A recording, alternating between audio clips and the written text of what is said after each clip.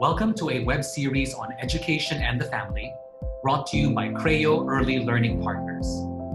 If you can, please donate to our fundraising efforts by clicking the link on this post. Your contribution will aid teachers and school staff adversely affected by the COVID-19 pandemic.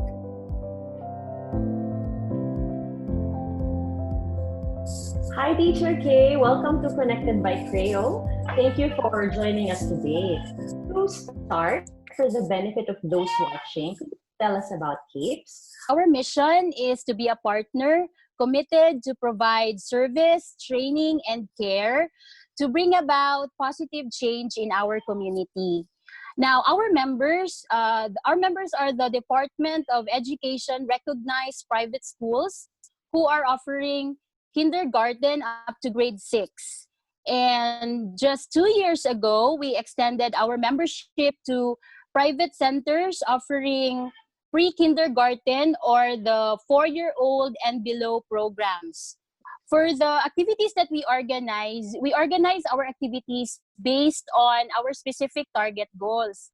So for students' growth and holistic growth and development, we do organize leadership trainings. We have contests like our very popular Super Quiz B, and we have storytelling, elocution, character portrayal, and we even have Friendship League, which is an annual sporting event. And to bring about closer relationships among private school leaders and to provide an avenue for sharing best practices, we conduct annual assemblies with learning sessions as highlight. And we also do have educational tours where we benchmark from best performing schools in our country, not only in our country, but also abroad.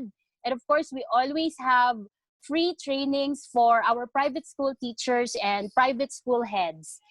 And finally, if our goal is to enhance our members' awareness on social responsibility, we conduct annual variety show for a cause to support qualified private school scholars and selected pediatric heart patients coming from the Northern Mindanao Medical Center.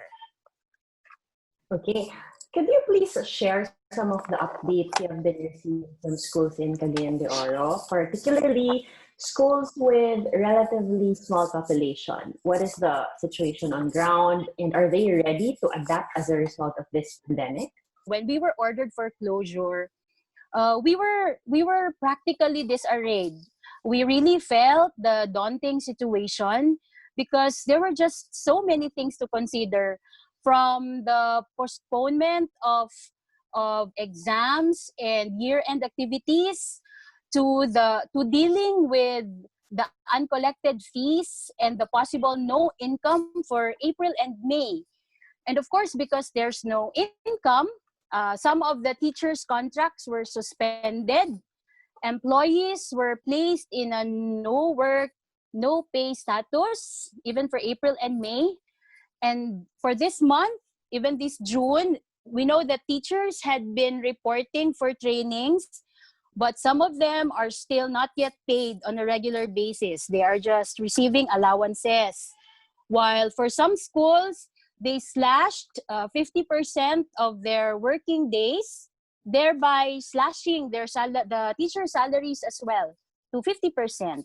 The small private schools are still bouncing back, and they are really looking for feasible ways and means to provide for their employees, no matter how hard. Is there anything the government or private groups can do to assist schools in addressing their struggle? The ideal is for them to provide compensation assistance. But since this is really shady and glim, because we know that even with the DOLE assistance, not all schools were able to receive it. So we just hope that they can at least help us make parents aware of the different learning options, and then that the private schools are ready and can safely deliver these options to them, to the parents.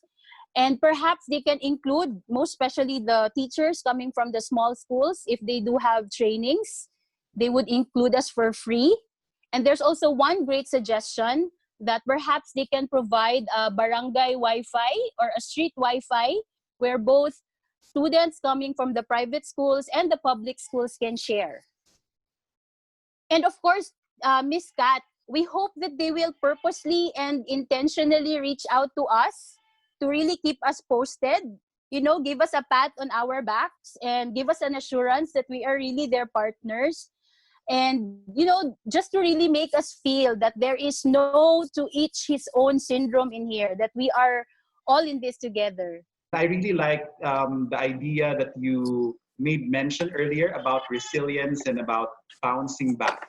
As the academic director of a preschool in the city, and presumably this crisis has caused you to think out of the box solutions in terms of your programs, I would like to ask, how are you coping and what innovations will you be offering to sustain your operations? I was always in constant communication with a group of learning experts in exploring what is really best for pre-kindergarten education in this new normal, because the 4-year-old and below, they're not really, or diba, they have this requirement or prescribed screen time. So we really have to do something about that. And so with this series of consultation and learning sessions, this led me and this led us, my team, to offer what we call iPrep Play and Learn at Home online program, because we are this time bringing iPrep into their homes. I'd like to share that iPrep Play and Learn has ever since naman flipped the traditional classroom setup. So we created a play-based learning program, and we have been constantly and closely partnered with parents to make each child a joyful child ready for kindergarten. And this has been our standing vision with or without the pandemic.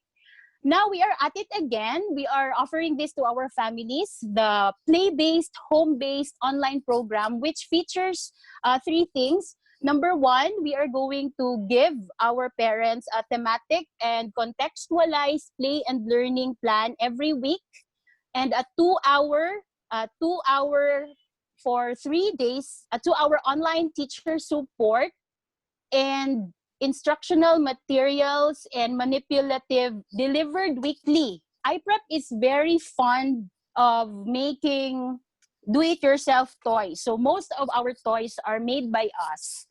And if for this week, our theme is learn every day about transportation, we are going to really bring the materials into the family's home. So this is an example. Did I say transportation? So we are going to bring something like this for the kids to play. Okay, so these are just samples of our toys that we make, because we really want our children, our kids, to feel the playing time at home. And this is very challenging because there's a screen between us. So we have to make sure that they get to feel the same warmth, the same engagement. Naturally, many parents are still concerned about sending their children to school. What message can you give them, and how can families continue to ensure the health and safety of their children and balance it with the requirements of our country's educational system? Parents, your concern about sending your children to school is very valid. So the best thing to do is still make them stay home. Continue learning at home with adult support, but when school officially starts, you have to enroll them to distance learning. As I have said, the private schools has already reimagined education, and they are ready to deliver this safely and efficiently to you. So link to your desired school and trust your school's program. They are doing trainings. I know that for a fact because the private schools group chat is very active. We always discuss these things almost every day. Sir Sam knows that. They are doing trainings, they are doing capacity buildings to make learning fun and easy for your children. And you have to trust the teachers. Teachers know their work. They are really going to meet their students wherever they are and whatever their situation may be, and they are going to move them forward because this is what they do. And of course, you have to trust your children. Your children came from you and are raised by you. So if we adults can adapt to this new dynamics of learning, why can't they?